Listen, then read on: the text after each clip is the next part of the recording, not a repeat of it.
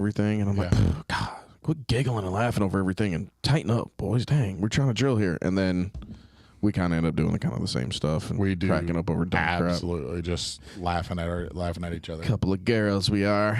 Just a couple cowpokes. Just, yeah. Sorry. You all right? Yeah, my bad. Okay. My bad. I Just read something about that over there. My bad. Whoa. Oh, yeah, hey. by the way, what's going on? Hey, cameras. We're What's here. Yeah. Yeah. Not much. Yeah. Yeah, you fresh out of Montana right now? What are you Arizona. doing? Arizona. Makes sense. Arizona. Look, I've been out there so much. Are they quite this colorful? Yeah. Yeah, absolutely. Okay. Some more so. Like there's no rhinestones. Is that a neon green? No, it's just green. Would it not? It's like Kermit green. Would it not glow if I had a black light? No. Well, no. Bet it would. No. Bet it would. I've got one at home. I'll check one as soon as I get home. It's kind of electric cowboy is what it is. Rhinestone? A little rhinestone? Nah, even that. Did you ever go to Electric Cowboy? No. Okay, so Electric Cowboy was cowboys in Kennesaw when they tried to get their shit together. Oh, okay. They remodeled, which is all they did was stucco the front. Everything else was literally the same. And then they called it the Electric Cowboy. The electric neon lights. Yeah. A lot of square dancing. Yeah. No square dancing for you? No. You got to learn how to square dance. No, I know how. Oh, do you? We actually square danced in elementary school growing up. Yeah, I think we did. Gym. Yeah. We did some sort of sock hop some or something. Weird little square dance. Yeah. Yeah. Some West Virginia But stuff. I can ride a horse. I've ridden horses many times. I mean, you just get on and say go, right? Giddy up. Yeah. Yeah. Whoa. Hey. Hey. Oh, hey. Oh. Oh, whoa. Just Come on, little doggies. You know. Yeah. Do you smack them? No. You don't smack them on the ass? No. That's like half the fun, I thought. What about the reins? You can use those to steer a little bit, but you don't like whack it with it. So when they're hitting them with the reins, Well, sometimes they do. Sometimes when when they're you're dipping, really right? going, you Yeah, that's trying to get them to go, right? Go. But most of the time, you just they're smarter to know, and you give them a little nudge with your heels. Yeah. I knew, Just I nudge knew them with your that. heels a little bit, and that'll get them going. My mom's best friend that has always lived like out here past Oak Mountain, like out that side. Yeah. They had chicken houses and horses. So I remember getting electrocuted by the fence when I was probably Dominic's age. Yeah. Pee on it? No. Or grab a hold of it? I was the other side of the wooden fence had the wire, and I was climbing up, and I reached over, and it touched it. Gotcha. Yep. I hit the floor, and I was like, what happened? Yeah. You got zapped. Kind of don't, remember much before that. You know, now that I think about it, it's all kind of a blur. Yeah, I'm pretty sure it was cool. I've had a cowboy hat for a long time. Yeah, I know. Just haven't worn it. This is a new one though. This is a chocolate one. You rock a damn cowboy hat, buddy. I'm telling you. Chocolate. Chocolate, yeah. Not choco. Chocolate. No, it's brown. Chocolate. It's brown. Okay. Would you say other that's one I like a have is Hershey's black. chocolate? Yeah. Yep. Yeah, the other one I've got's brown or black. Black hat is a little bit too formal. Oh, that makes sense. And a little bit, it has to be like it's in any wool hats. And now I am not a cowboy hat expert. Okay, so I'm sure somebody out there is just laughing at me trying to explain this. But for most like hats like this or like my black hat that are felt, they're thick. Those are like winter hats, fall and winter hats. And then the straw hats, almost all of them are white. Those are summer hats. Summer hats. They're straw and just have like glue on them. It's very fashion oriented with all the Summer hats, cowboy winter hats. Well, it's all about temperature because those breathe a lot easier. These don't breathe at all. So these keep your head way warmer. Oh, okay, that makes sense. Then what? Whereas like summertime, you just want to keep the sun off you. Yes, keep the sun off you. And most of them are like vented. They have a bunch of holes through the top of them. That makes sense. So you get air through them. It's good looking hat. Yeah. It's good looking hat. Thank you. Yeah. Yeah, I like it. I like You should cowboy like hat. it. Look at anybody. Yeah. Yeah, it's good. Yeah. Need to go right into the fall, so. And that's what I told Karen. I said, I think I'm just going to go cowboy fall and winter. I think that's just what we're going to do. Cowboy winter. Cowboy winter. Cowboy winter. Cowboy winter. That's what we're doing. Cowboy winter. Cowboy winter. I'll bring out the short shorts and the fitteds when spring comes. Baseball. Yeah, spring. All right, well, you got to commit. Tournaments and all. Absolutely. Okay. Yeah. Now, I'm not going to do like that one girl. I'm not going to go like. So you're not going to combine the short shorts with the boots? Cowboy hat, and the short shorts. Yeah. That's just too much. Yeah. But I'm not trying to catch a Brazilian either. She absolutely is. Most likely. Absolutely. Yeah. I don't know that. Yeah, I don't know. No, yeah. You'd get the, what are you doing? Why are you wearing those right now? It's not practical. Like, it just doesn't make sense for what you're trying to do. And, like, especially, like, after a loss or something, like, you feel better about having to put all that back on. You want to be a little more low-key. I feel that way about anything that's gimmicky like that, though. Yeah. Like, I don't know, like, even our boy Grillo has had some outfits that he didn't put back together after a match. He just grabbed it all and walked off. The like Louis Vuitton, fake Louis Vuitton printed top and matching top and bottom. I don't know if they're fake. Oh, okay. Got that 3 Series outside. Yeah. At 240. Hell yeah. Yeah. I think he's probably a Mercedes CLK guy. Yeah, I can see that. He's probably a Mercedes. Buddy of mine got his wife one of those. Really? Mm-hmm. Yeah. Makes sense. Yeah. The new ones they've always kind of looked good. Yeah. But after they get like 2 years old, you're like, ugh. Yeah. Shit. They're dated very quickly. Mm-hmm. Yeah, they're like the Chevy Cavalier of Mercedes. It's a great analogy. That's a great comparison. If y'all don't know, you didn't struggle in the 90s. Yeah, the 4-door Cavaliers in the early 2000s. The 4-door ones. Oh yeah. 4-door Cavalier. Yeah. Yeah, those are tough. And the Corolla. Yes. Corolla's another one. Yeah. Yeah. So there you have it. Cowboy hats and old ass shitty sedans. Yeah. Yeah. Yeah. I don't know. I don't know if I should say his name, but Falcon. Oh yeah, Falcon's he's a cowboy guy. He's a cowboy hat guy. Yeah, he's a Texas guy. Yeah, yeah. Makes sense. Get you guys together. Absolutely. Put a bandana on Falcon. I would look if it would in solidarity with the Falcon, I would wear a bandana. Yeah, okay. I would go bandana with the Falcon. That's cool. On Mike. Yeah. I don't know. I got a big head. It had to be a big bandana. So is that like? Is that like a 10-gallon hat? Is that what they call? Like a no? What are those? It's not a 10. 10s are really tall. Are they? Yeah. How many gallons is that hat? I have no idea. I got a fat head. It's probably a full gallon at least. Gallon and a half head. Yeah. Yeah. Got a big old head. 10-gallon head. I'm a 7 7/8 hat. I got you. Big hat. Big head. Yeah. That's beaten.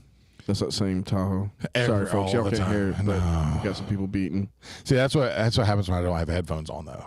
I hear. I didn't notice it until I saw you noticing it. Yeah, I hear all the other weird stuff. Yeah. So we have we talked about. We almost did. We almost live streamed the vice presidential debate. Yeah, and we didn't. We pretty much live chatted it in the Horseshoe Hookers group chat. That's right. That was this past Tuesday? This past Tuesday. Jesus. Yeah. Weeks. Yeah, less than a week. I feel like it's been a whole nother week. No. Yeah, that's right. I don't know why I didn't think about the debate. Man, J.D. Vance. Yeah. He really killed it for the most part. He pulled a couple non-answers, but I mean, what are you going to do? He roasted the... wasn't ABC, it was CBS did this one? MSN? No. CBS. I think that's who did it last. I think it was CBS.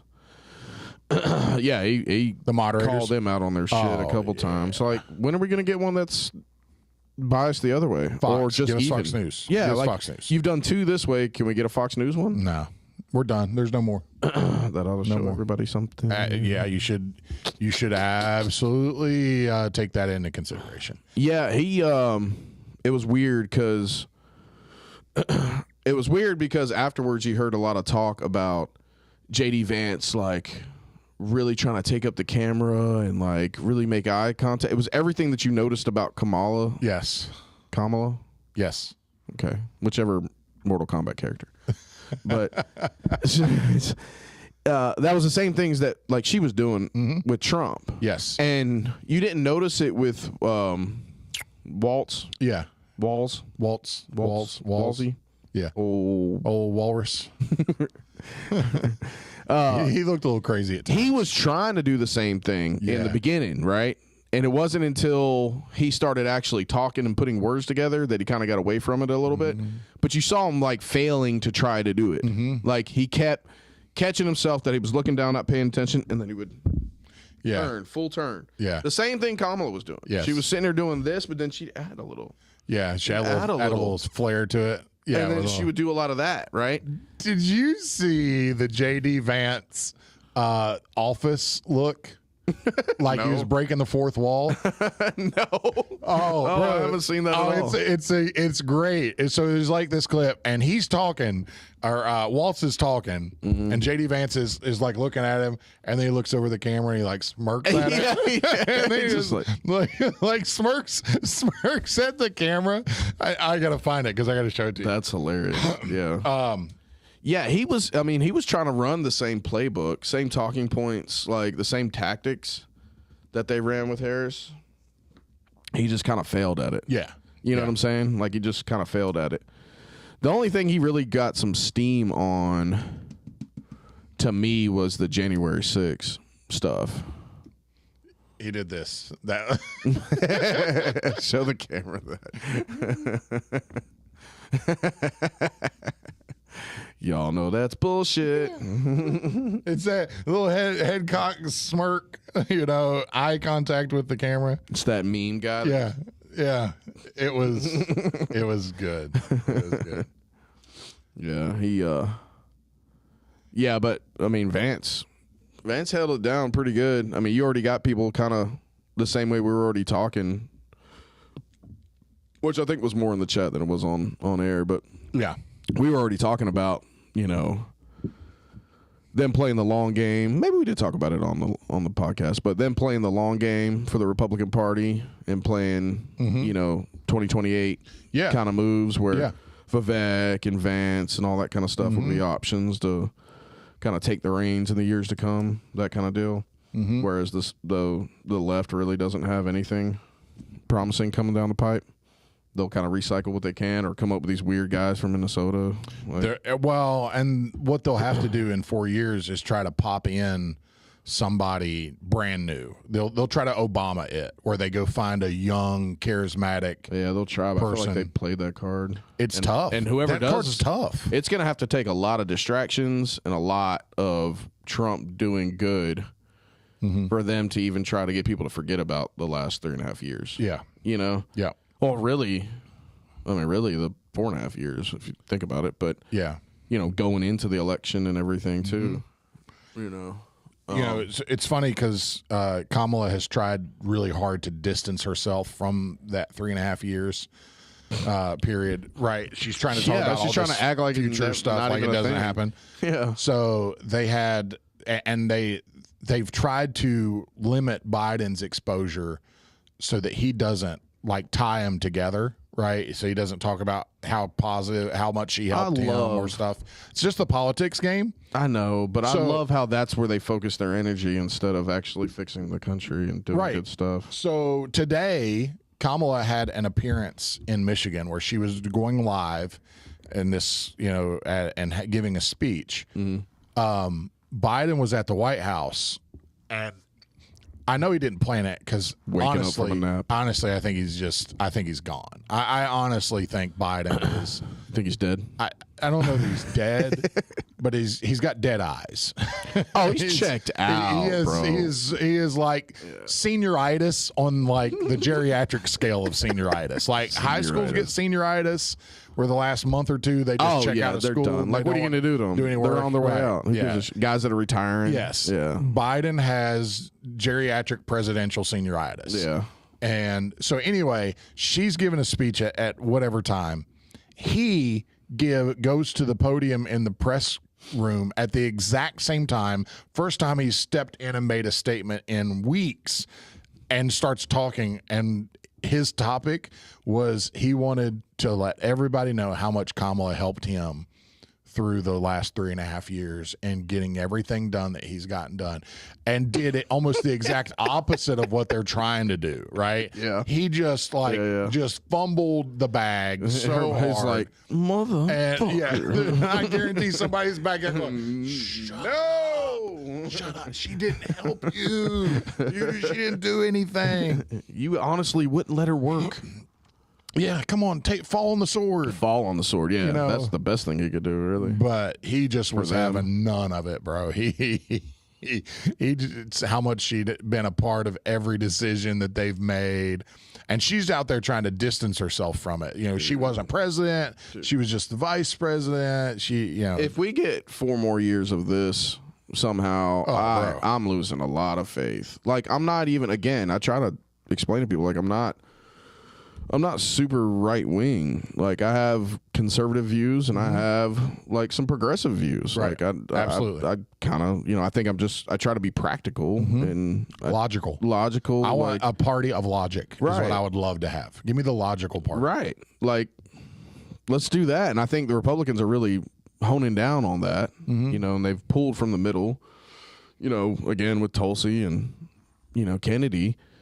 I mean, that lets you know a lot. I mean, even with J.D. Vance. I mean, the fact that Trump picked Vance tells you a lot about, kind of the agenda that he does push. Yeah. Like, as far as SOP goes, like, he's surrounding himself around people that aren't a bunch of yes men and putting himself in a bubble. Right. Which somebody has clearly talked to Trump and be like, dude, your ego's really fucking big. Yeah, you got to put somebody out there that's successful. Well, not only that, but you got to surround yourself around people that are going to give you objective views. Yes, and not just go, exactly yes, sir, Mr. Trump, that's a great idea. That's exactly right. Because somebody was like, nah, don't denounce white supremacy in the middle of a bunch of bullshit. Fuck those people. Like, somebody was like, that's right. You don't have to explain yourself. These people, Trump. Right. You're the man, Trump. Like, no, somebody's going to go, look, Kennedy, I understand, but you need to understand this is like an easy win right now.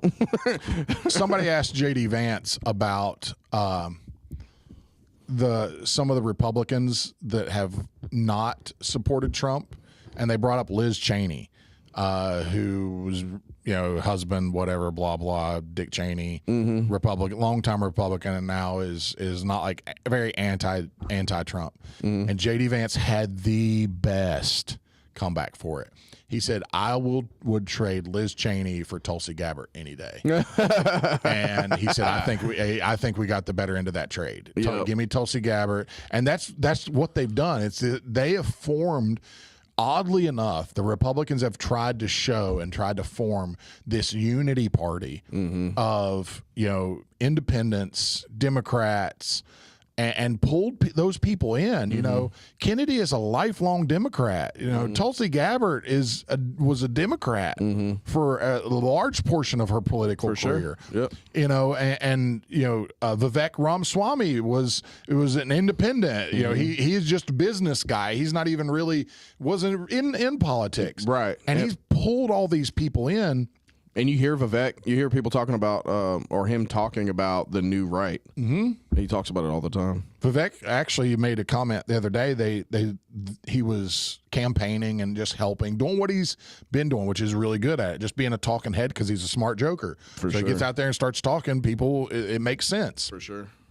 And they said something to him about polling numbers showed that if that he could win the governorship of Ohio.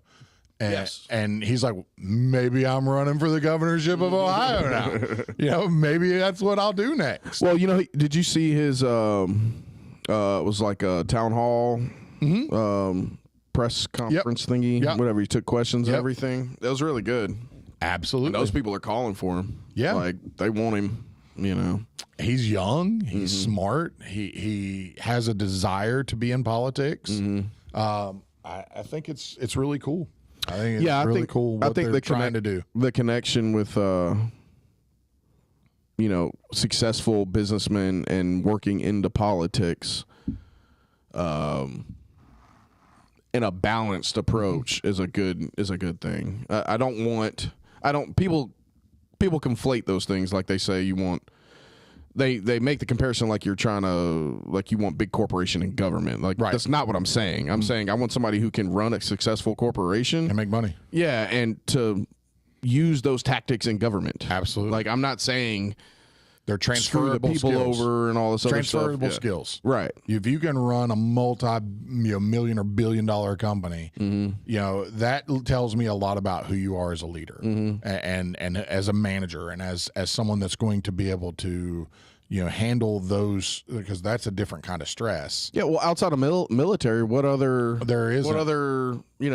careers can you have where you're moving that many different pieces? That's right. at high stakes? Yeah, and it's you get I trust those guys more than I do the young charismatic kid that's been in politics from like a local level and worked his way up. Yeah. Those guys to me make me nervous. Career politicians make me nervous that just jump from office to office to office.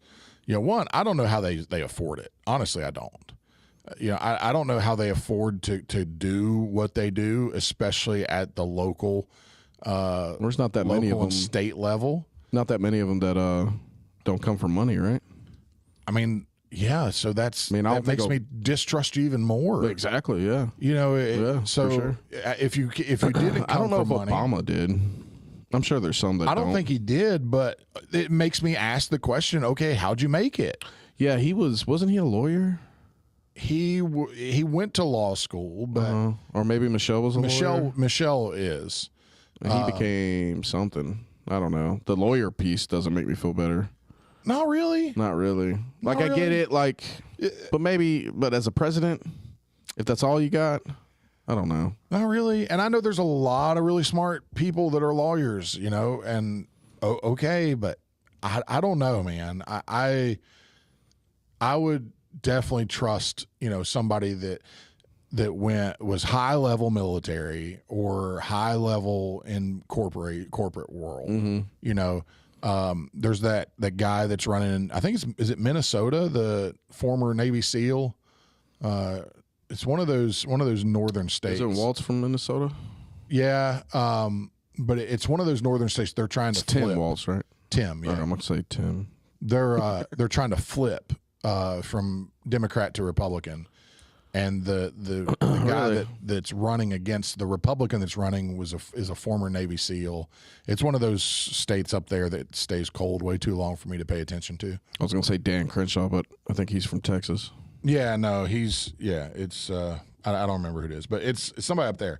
And running for office and doing really well. Yeah. Really, really well. Our buddy John Cobb is making waves out in where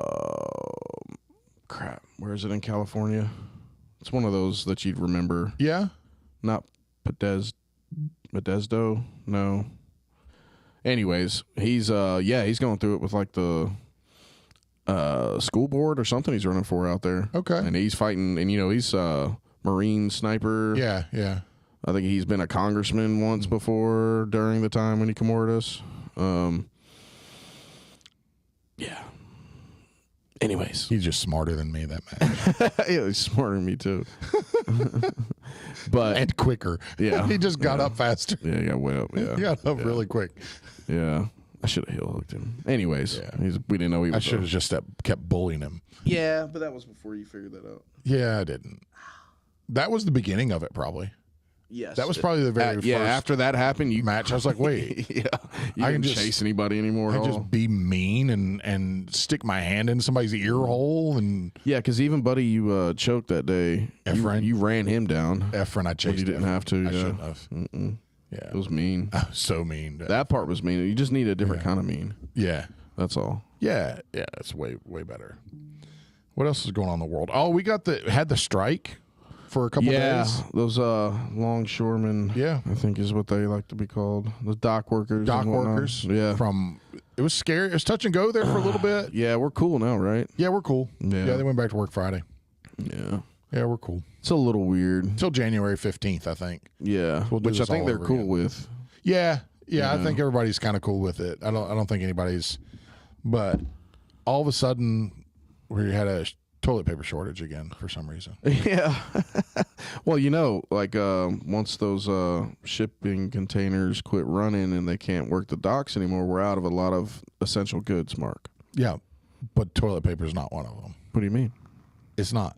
We do 99% of our toilet paper comes from the United States. Do you know that? It's really 99? 99%. I thought you were just embellishing. No, it's actually over 99%. What? Less than 1% comes from outside. How do we have a United lock States. on the toilet paper game, That's but here. not all the other stuff? That's here. Oh, okay. You know, so other countries probably, I'm sure, produce. Brazil So apparently probably it's just produces not a that lot. rare of a thing that you can just kind of make it yourself. Well, and think about it. It's very light, so it's not very dense. So it would probably cost way more to ship it on a container than what it actually. Oh, yeah. And know. you get down to like a single ply bullshit toilet paper. Yeah. Like, that ain't nothing. So, yeah, over 99% is produced in the United States. The other little less than 1% produced in Canada and Mexico. So, zero toilet paper comes to us through the docks. Zero. So there's nobody shipping toilet paper. Nobody's shipping toilet paper through the docks. So people are buying up all the damn toilet all paper. these idiots. And look, okay. Easy. They're buddy. idiots. Jeez. And here's where I'm going to take a hard left turn. Is most of them are probably Trump supporters. Ooh, They're that far. I press Right. back. No. Idiot, stupid. No. I think they're part of the idiot, stupid ones too. Okay. But that shit walk happens. me back off the plane. That shit happens just as quick, if not quicker, in the urban metropolitan Okay. areas, bro. You're right. Where it's mostly blue. They are freaking out and they run and grab everything. Yeah. We just have a certain amount of that too. Yeah. I went when I heard that there was all of a sudden toilet paper shortage again, I was like, that doesn't seem right to me. Like, why would there be? So I actually researched it. So I started looking up where all the toilet paper factories were. I have a list. You know, Chester, Pennsylvania, Jenks, Oklahoma, Beach Island, South Carolina, Mahopané, Pennsylvania, Green Bay, Wisconsin, Albany, Georgia. Oh, shit. Box Elder, Utah, Cape Girardeau, Missouri, Oxnard, California, another Green Bay, Wisconsin, Plattsburgh, New York, Port Hudson, Louisiana, Rincon, Georgia. All right, Georgia can just freaking relax already. Yeah, like we have Georgia Pacific. They're one of the three. There's three: Kimberly-Clark, Procter & Gamble, and Georgia Pacific. Wow. Literally a company that produces a large portion of the toilet paper has our own state in its name, and how do we run out of toilet paper? Running out of toilet How do we run out of toilet paper? Look, is this the people's problem or is this a supplier problem? It's a people problem because people are dumb. It used to be milk, bread, and eggs. Whenever there was a storm Made or a sense. natural disaster. Yeah, right? Right. Like, I actually understand milk, bread, eggs.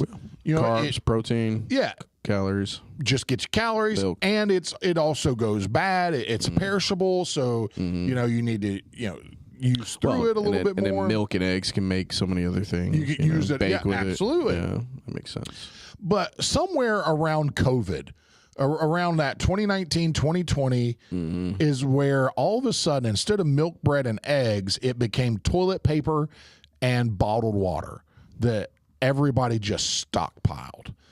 And it doesn't make any sense to me. My mom cleans for an older lady, okay?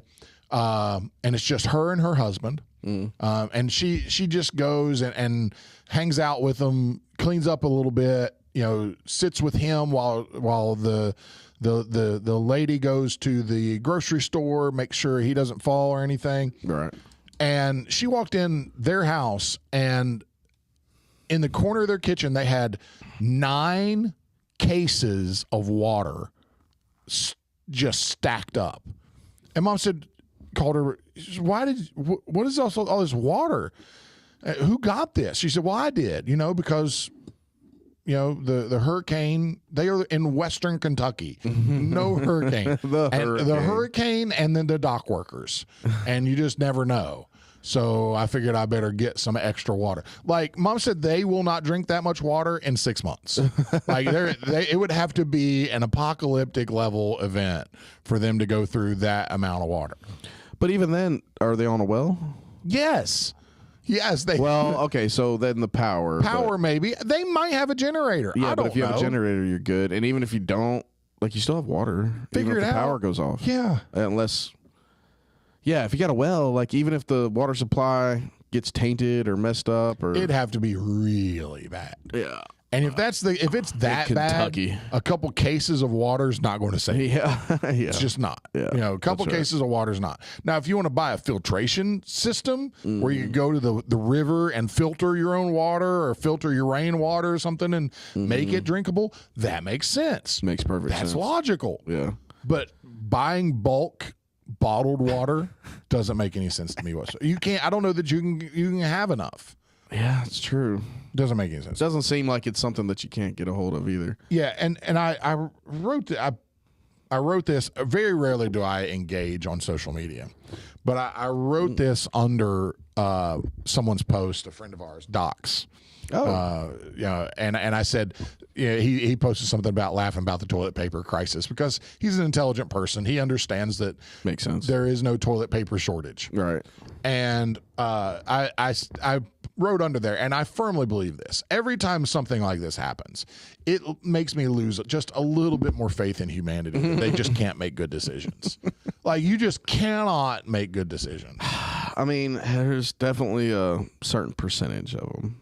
It's dumb. It's the ones those people vote, sir. Yeah, on both sides. I know. Those people vote. I know. The sad truth is probably maybe not more of them than the logical people, but there's a lot of them. It's a whole lot. It's a whole lot. But if it all went down, the natural disaster and stuff like that, those are the first ones that go.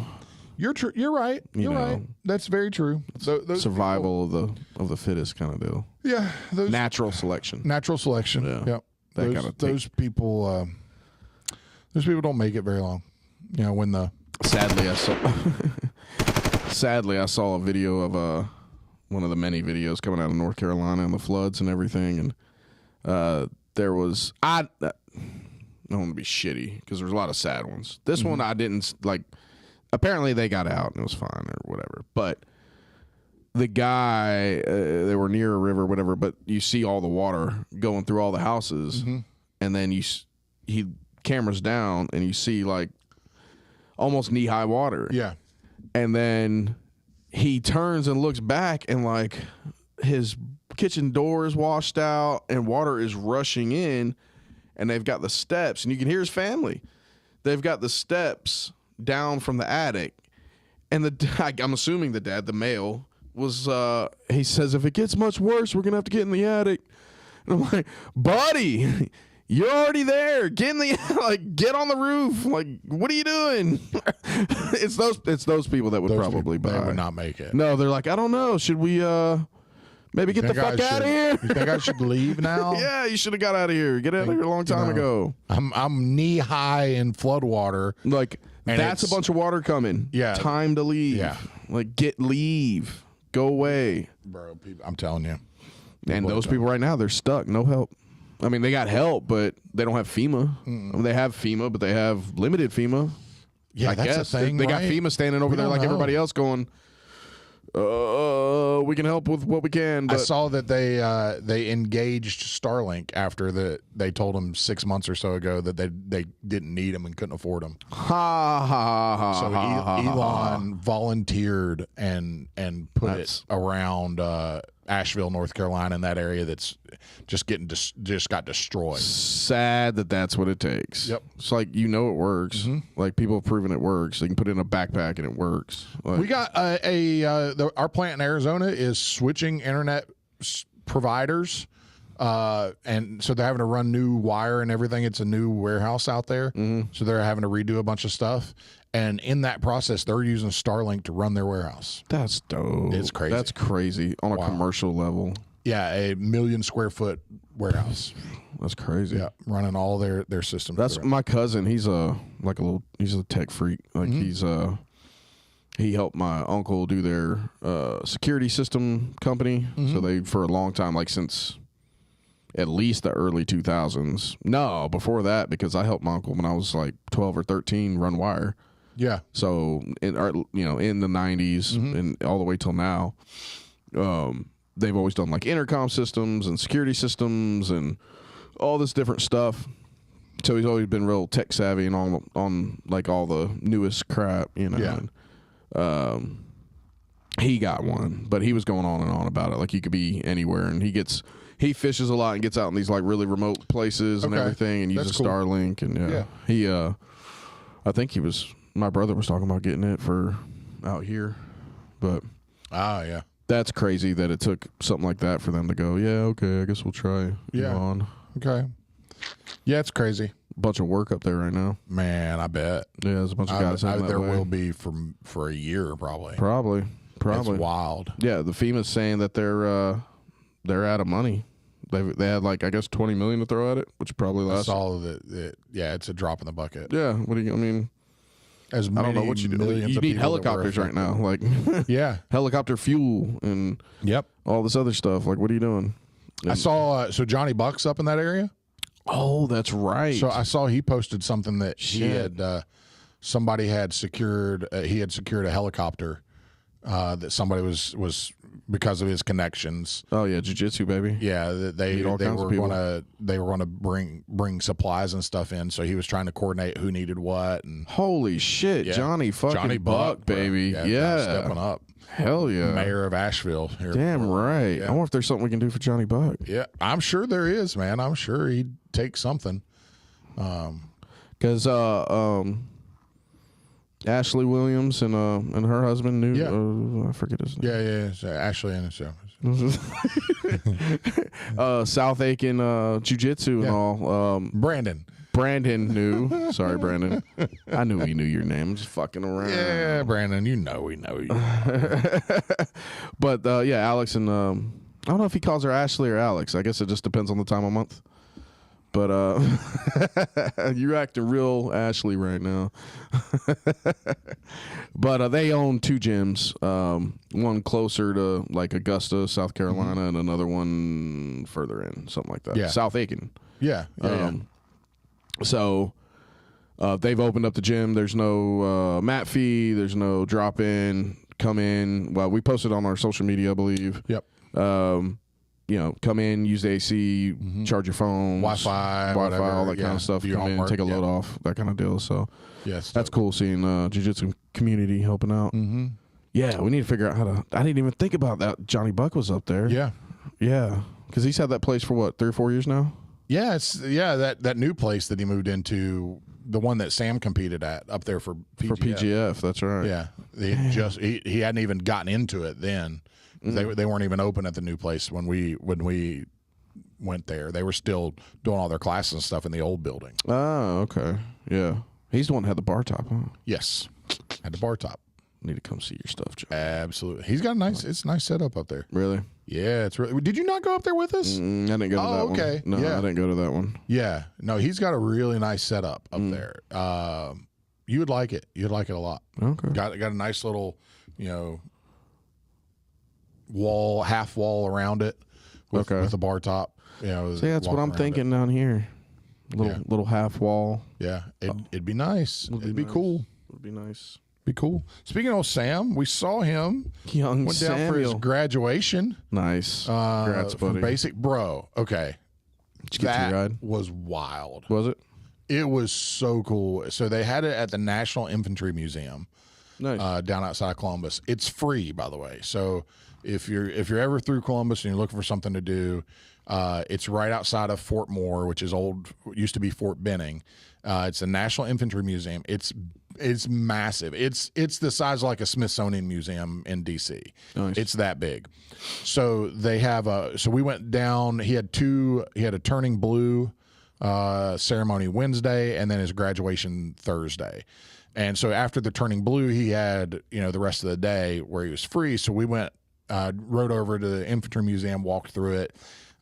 They walk through it as part of their training, part of their basic, and learn about all the the history of the Army, history of the infantry, and all the. It's really cool. They have it separated by conflicts, so like Vietnam, War on Terror, World War I, World War II, Korea, and weapons of mass destruction that we never found. They had Saddam's golden AK in there.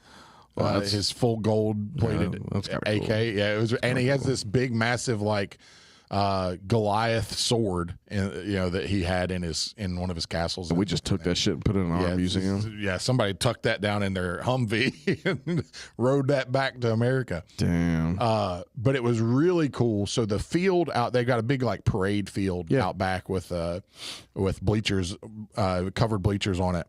And they said that the field is made up of soil from every major military conflict the United States has been in. Damn. They took soil from all those battlefiels and used it to make the field as part of that field. That's dope. Really dope. Yeah. And then they did a like infantry special ops demonstration where there's hundreds of people in these bleachers. This is like a big football stadium style bleachers. Right.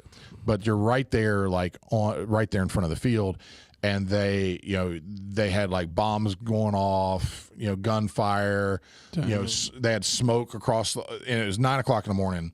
So on the back side of the field, they had like a big old line of smoke that they smoke flares. So that it was nothing but smoke. And all of a sudden it was like 10 guys coming out of the smoke. Damn. And they're all like Rainbow camoed out. Six on this. Yeah. That's Camoed crazy. out with their kits. And they're moving across this field in like this V shape where they're all tacticaled out, the nods on their head, and so then they come up to right to the edge of the stadium, and the voiceover guy starts talking about what different parts and breaks out like which what the sergeant's job is, the leader of that, and what that each of these guys have a job and what they carry, and they present what they're carrying and talk about it, and then you got the two guys on the end, they're carrying javelins on their back. Oh damn! Oh, it's super cool. Like that's crazy. Really, really cool. And then they out of the same smoke on that same far end of the field. Those guys clear out, come marching in. Then they talk about like the past soldiers of all the battles. And that's when they tell you about the soil on this ground is soil from every major battlefield. And then out of that, the Army song starts playing, and out of that smoke comes marching all 4 platoons. Oh, that's cool. Of, a couple hundred or 100 kids or 100, a couple hundred probably. Way cooler than the Air Force. Super cool.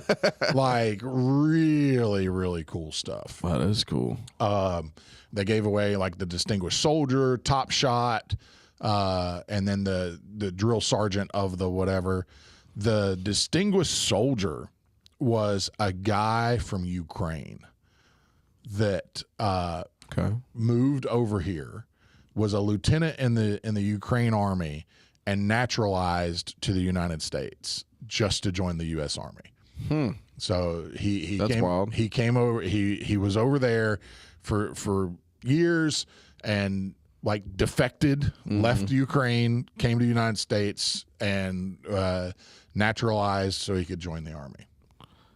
See, if there's a route and a guy from Ukraine that was in another military can get in and come to this country and find a path, and do it correctly, then that kind of kills all arguments. He led the battalion in the Infantry Soldiers Creed or something. They did a few different things, but he led them in that, which is really cool. Talked to Sam a little bit about it. He said that guy, he's like 28, so he's older. Was like a lieutenant or something. They say is really cool. Has a bunch of crazy stories. Oh, I bet. From what he's already seen and stuff. But that was cool. Yeah, that whole process, all that stuff's cool. The way they, the whole process is awesome. Yeah, like even, we went to San Antonio for Carter's. It was Air Force and everything, and I've been to my brother's, and I didn't go to my nephew's. It was during COVID, and then my brother-in-law was in the Navy, but we didn't go to it. But it is cool. It's something. There's like an energy there. Oh, it's when you so anytime cool. you go on base, or when they do like a a special day like that, or some sort of an event. They like everybody's like conscious of. Like I remember they had started at Carter's Air Force, and one of the food trucks that were out in the parking lot was running a loud ass generator.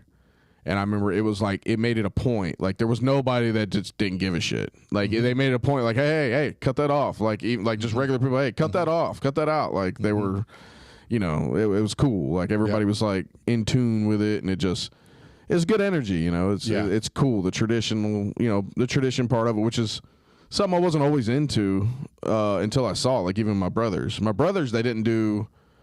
It was like during the surge. It was like 2005 or something like that. So I think they were like pumping them out, going to war. You know, this was, you know, because he was in Fallujah for the surge, and then was in Fallujah like 2 years later to get it back after I forget who lost it. Wow. Yep. And but it's just a different vibe, man. It's vibe. So cool. Yeah, the one thing Mom came down. I told her, man, Dad would have loved it. Yeah, Dad, like that's right up Dad's alley. Yeah, you know, he loved all the history of the Army, history of battles and war, and you know, I wish he could have been there, and I know he, you know, looking down from above, but he would have loved just to be there and watch Sam, you know, come across. And you know, Sam was towards the front in the very front because his name, so he's right in the front. And it just really cool to see. Yeah, you know, and to see Sam Wednesday, you know, when he took us through the infantry museum, and him intelligently talking about, you know, all the different battles and the different weapon systems and when things changed. It's wild to see him like that, and almost like, because we haven't seen him in 6 months, you know, just briefly for one day for his turning green ceremony, but you know, he's just totally different. Completely engaged, engaged. Like, you could tell it means something to him when he talks about it. You know, he's like the war on terror was his favorite part of the infantry museum, and he's like, you know, this is right now, and he said there's some people doing some really bad things in the world, and he's like, this is what makes me proud to be Army, is that I can hopefully get to go stop some of these people from doing some of these heinous things and terrible crimes to the world. Yeah. But yeah, it's really cool. So he goes back to airborne school down there next week, and then he's been assigned to the 82nd Infantry Division. So he's on the 82nd. Really? He'll be in the 82nd. It's my brother. Yep. My brother's 82nd Airborne. Yep, 82nd Airborne. Yeah. That's freaking awesome right there. That's cool. Congratulations. Yeah, that's awesome. So that's really cool. There was a few different ones that they could go to. 101st, I think 101st Airborne is in Campbell, or it's just in Kentucky, Tennessee, not about an hour from Mom. There's one in Alaska, and then there's another one in Hawaii or something. And Sam really wanted 82nd Airborne. Yeah. And so that's he got fortunate, and so that's awesome. He'll be at Bragg. It's already got, it's Liberty now. Well, it's different. Why they change names. But anyway, it's weird. Already got his home on base set up for when he gets out of airborne, so he'll be able to go straight there. Straight to Bragg. Him and Lacey, yeah. They'll have 10 days where he'll be here, and doing, I think they call it like hometown recruiting or something. So when they go back to their hometown and go with recruiting, visit like high schools and stuff, and talk about their experience. And that's cool. Yeah, that's cool. Yeah, so, we'll have Sam's up there, Jonathan's up there, Angelina's up there. Yeah, her and Carter. Yeah, you know, she's not far from Bragg at all. Goldsboro. Okay, yeah, so not far from Fayetteville. You know, no. Jonathan has been in contact with Sam quite a bit through all this. Very nice. Yeah, and he's like a warrant officer or something. He's I quit keeping up. He's doing really well, and Sam was like, it's kind of weird. you know, Sam being a private, you know, knowing someone that at that level, and he, like him and Jonathan have known Jonathan's known Sam for 15 years since Sam was a little boy. Yeah. And so for John's like, yeah, man, come up. We'll get some dinner when you come up here. I'll show you around. He said, we'll get trained. He said, I'll show you. Got a little gym space where we're training. Yep. And Sam's like, yeah, that's awesome. So plug him right in. Yeah, that's awesome. It's funny. Starship Troopers. That's what that is. It's the whole Starship Troopers continuation. Yeah. Yeah. Does any of that ever, like, when you see all that and you experience it and you kind of, like, do you ever regret not going to the military? A little bit. Yeah. A little bit. Like, I you know, and I didn't really, we don't have we're not a big, like, military family. Right. Like, my grandfather was in the military. He was during Korea. But he didn't really talk about it a lot. It wasn't like, you know, we don't have a bunch of history of military service. Dad, and I found out later in life that Dad thought about doing it at one point and then ended up not. Now, had Dad done it, I probably would have. Right. And part of me, you know, is like, yeah, you know, that would be really cool. But I'm so proud of Sam for it. For sure. Like it's such for the United States, it's just a lot of like patriotism and pride. Yeah. You know, and it's a volunteer army. You know, we don't have like a lot of countries where they have to draft or they require military service of everybody. Everybody out there, every young man and young woman in that army they volunteered. They stepped up and said, no, we want to go serve our country. And that it's very honorable and noble, and I'm really proud of him for it. Absolutely. And that's kind of why I bring it up, like, because I know you didn't, and I wasn't sure about your dad.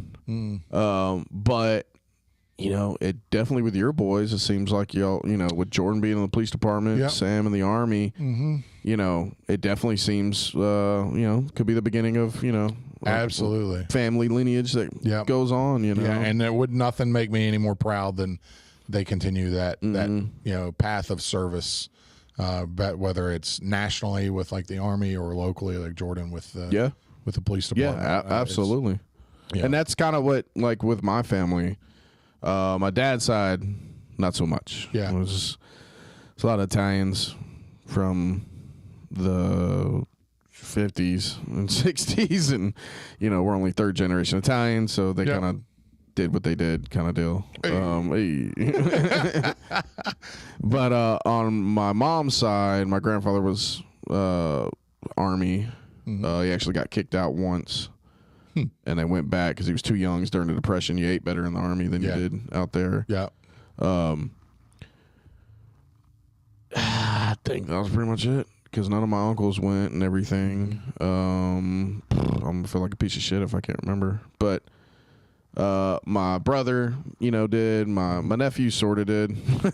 Like he got Air Force Reserve, and then it's kind of been a battle since. He's literally done, you know, not much.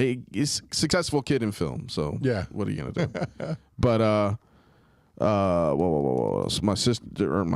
wife's brother, you know, Navy and stuff like that, and then you know, Angelina's husband, my son-in-law, is Air Force and all, and you know, I wouldn't be mad at, you know, Dominic wanting to go down that route at all. Like, he was pretty sold when we took him to San Antonio, and like, he saw everything. He was like, "Can I do this?" And we're like, "Yeah, buddy." Oh, bro. Sure can.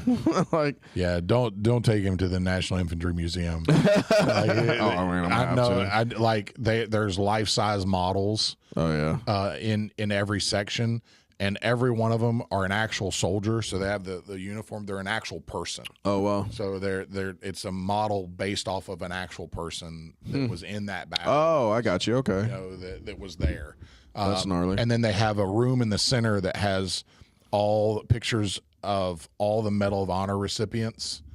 So you walk in, and it, like, the whole wall, and it's kind of like glass, so you can like see through it. But you can walk in, and it's their dates is listed. So it's this whole room of every Medal of Honor recipient. Damn. Which is really cool. Hell yeah. Yeah, all of it's really cool. Yeah. Yeah. That's good stuff, man. Yeah, Sam looked good. He came in here for just a minute. We were in middle class, you know. Yeah. Looked thick. boy was looking thick. He's 190. That's crazy. Yeah, he said, Dad, tell you what I weigh? I'm like, no.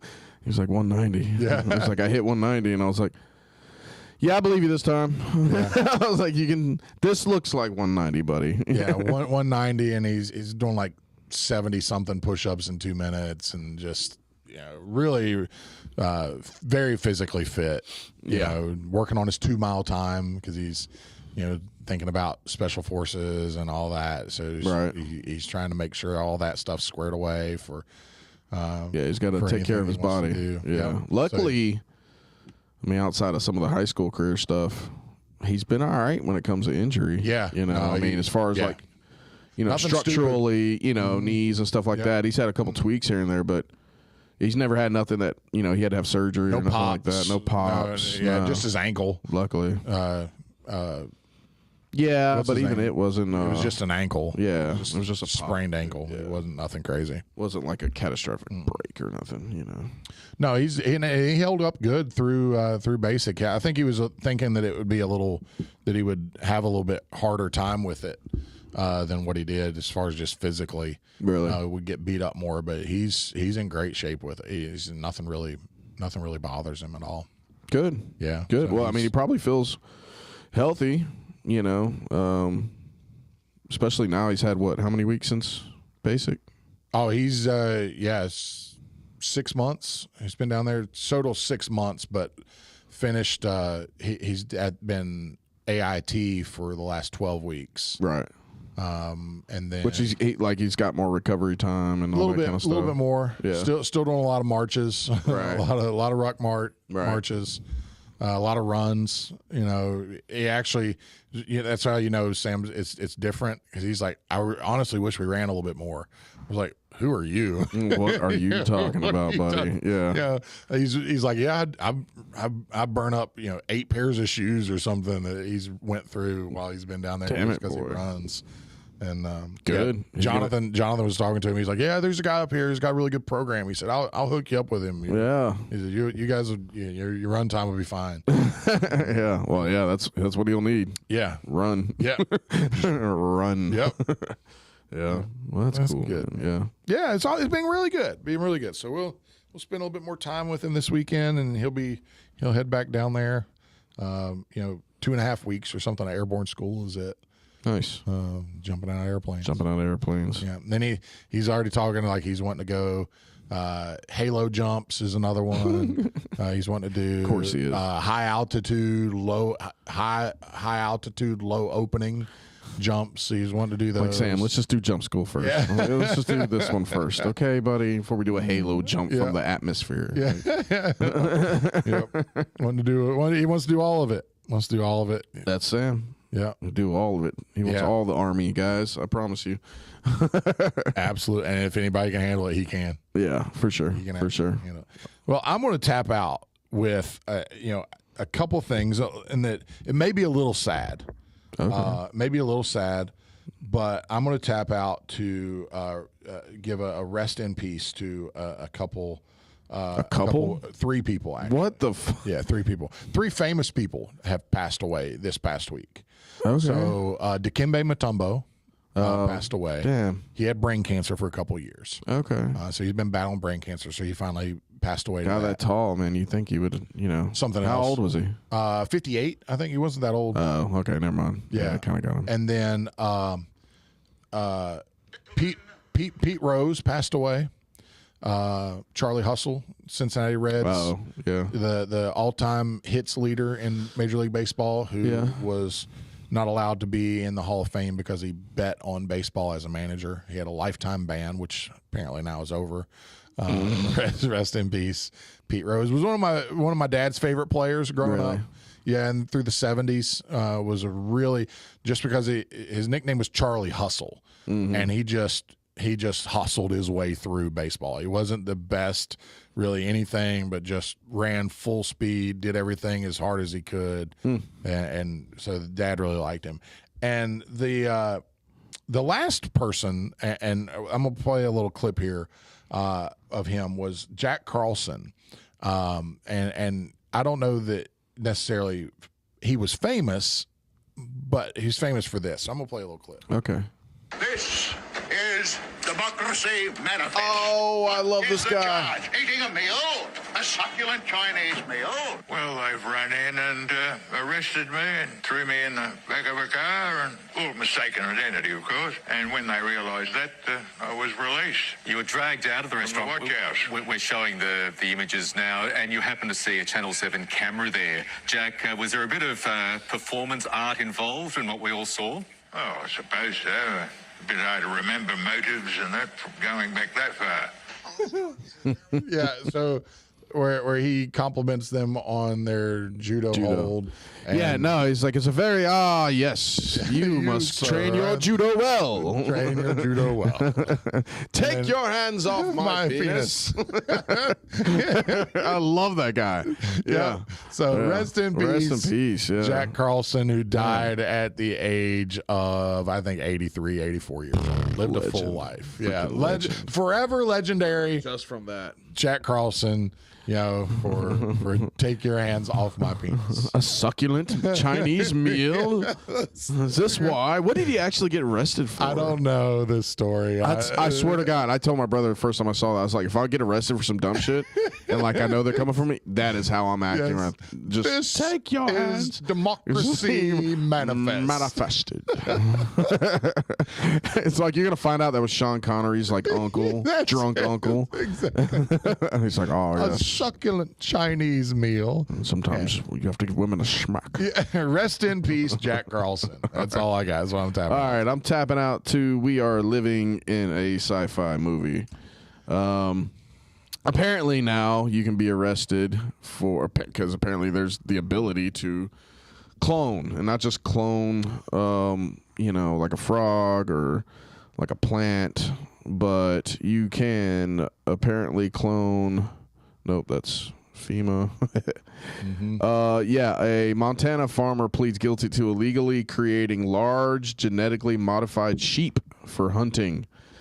That's a no-no, sir. He's an 80-year-old Montana rancher that was sentenced to 6 months in prison. So it's just a 6-month bid, and if it's your first time, you probably get some probation or in something. Montana too, and it's Montana. 6 months. Like, I mean, I don't know how much he's getting for these sheep, but he's selling them to like high fence, I guess. Yeah. Like hunting, I saw those things. They're serious, massive. Yeah. Well, you can just dial them up however you want to. Yeah, apparently, like you can just order sperm. I guess, like the genetics and everything, and you can just get what you need. Yeah, Arthur Jack Shabarth, something, I don't know. Okay, that's how you know, like things we've gone a little bit too far.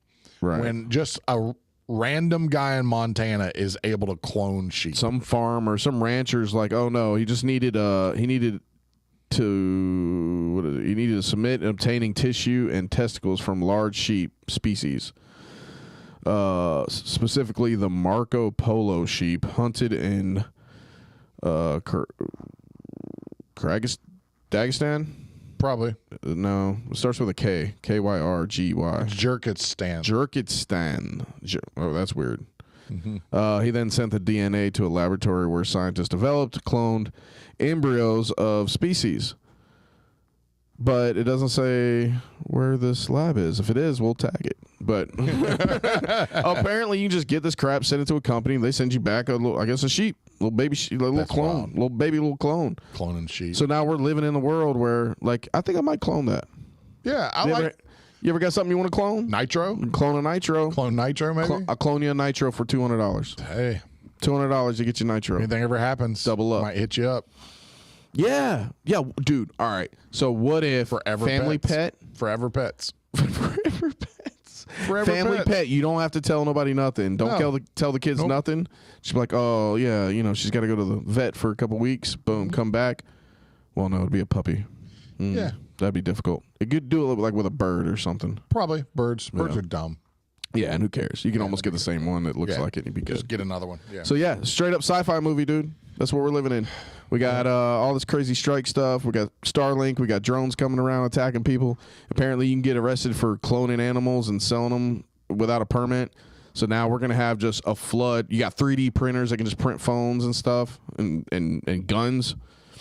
Yeah, we're just gonna have the most. I predict the wildest flea markets are on their way. It's basically every Babylon AD style, Total Recall style flea markets are on the way. You're just gonna have people 3D printing all kinds of stuff. You're gonna have lab grown meat on another side. You're gonna have cloned animals. You're gonna have little tests. Like, man, I don't know if I want to buy this clone meat. I want to check and see if this is clone meat. Clone meat or not? Is that clone meat? Is that what it is? One of them cloned cows? They ain't got no nutritional value. You know this. Yeah. So what's gonna happen? Yeah. 3 eyes. If they can do this now, man, mutants. Yeah, you're gonna that's coming. It's all part of it. Surely mutants are coming. It's all part of it. We're gonna have those sewer people are gonna start coming and out. I'm trying to get ahead of it with the cowboy hat and just the boots and just roll up on a horse. We're gonna do it.